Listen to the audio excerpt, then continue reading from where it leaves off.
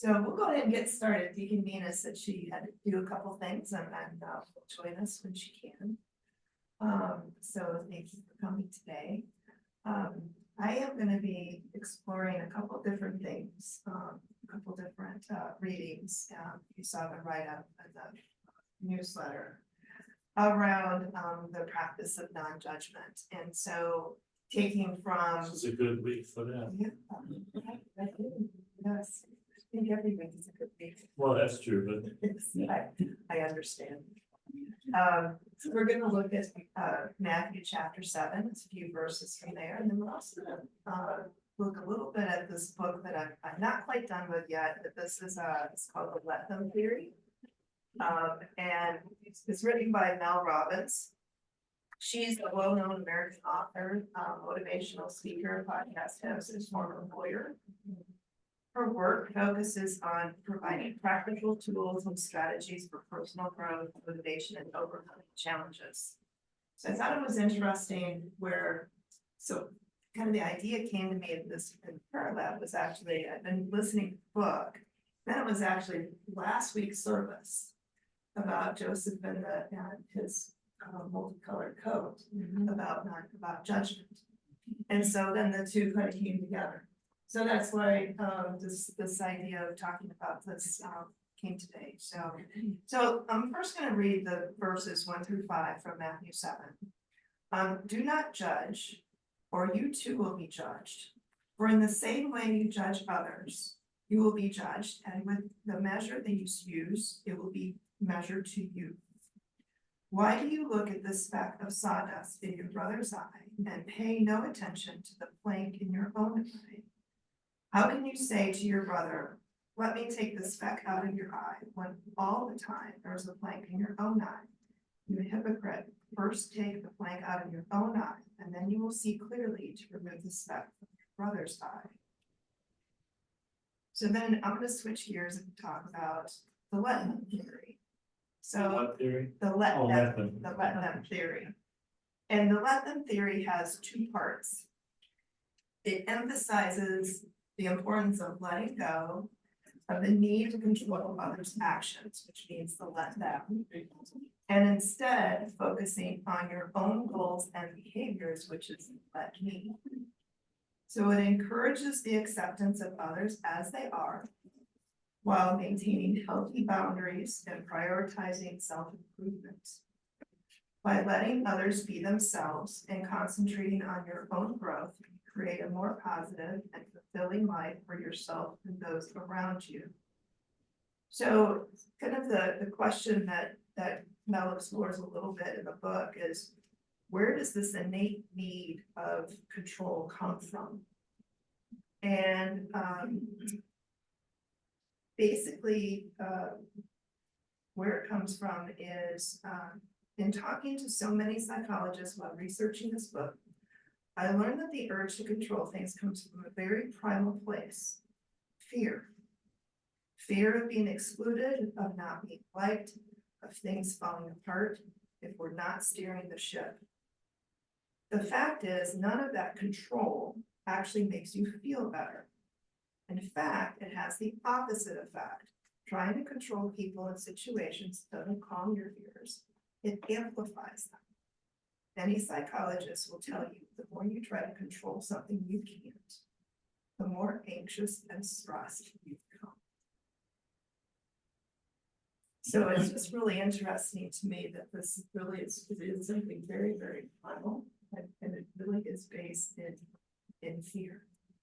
And it's very, very basic. And yet I will tell you that I try to control things every single day. And so I wanted to just share a practice with you.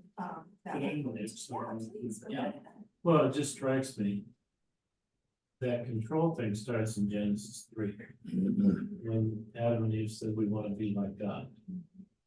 And that God-likeness that we try to create ourselves is very much, and that does create fear, because then it's not the way I define God, that I'm just throwing that in. No, I appreciate it. Thank you. I've done the same thing.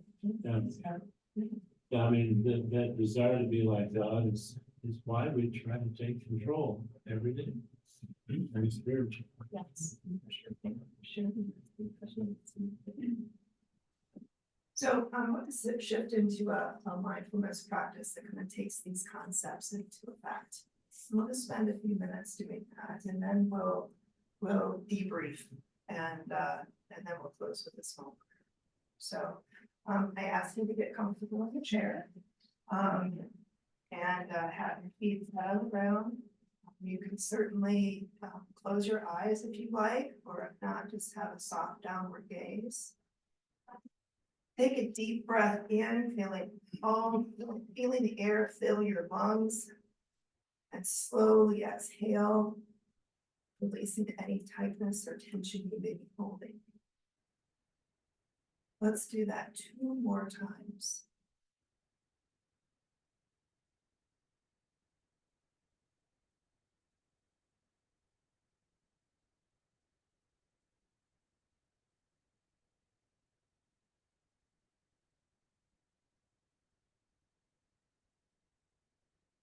Now allow yourself to breathe at a normal pace. As you settle into this moment, bring to mind a scenario where you have a desire to control a situation, where others have done something you disagree with, or perhaps have a different opinion from you. Allow yourself to act as an observer to the situation.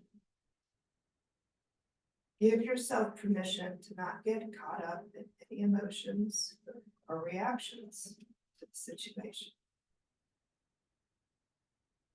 And if this does get too difficult for you, you can always release the thoughts and return to focusing on your breath.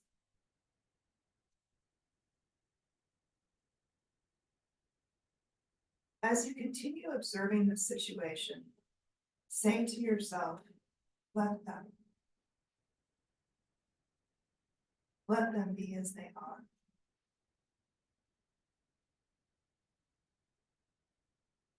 If you begin to notice thoughts that rise, which include judgment or the desire to change them, say to yourself, I release the need to control or judge. Let them.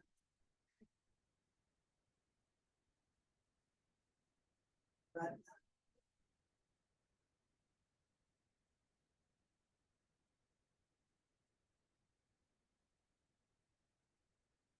Now shift your focus inward toward yourself, internally saying the words, God, let me. God, guide me.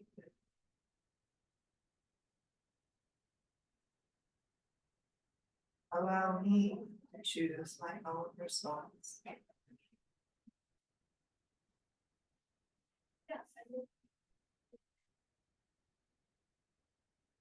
God, let.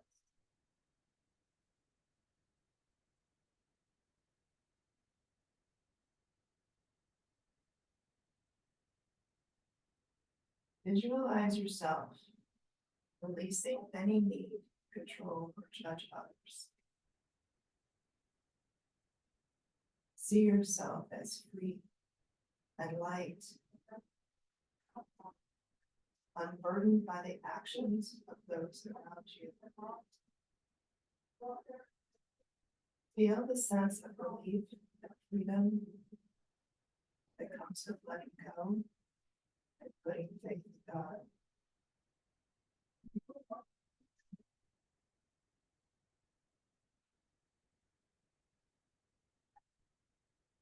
Take a few more deep breaths.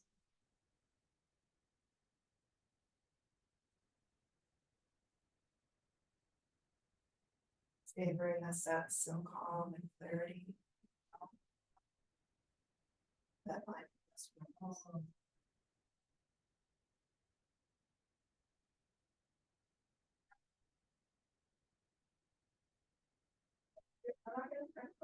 And when you're ready, you can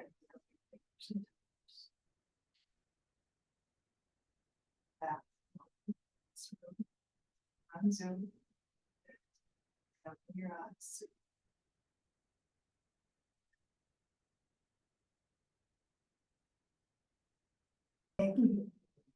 Well, I'm gonna close this out with a small prayer.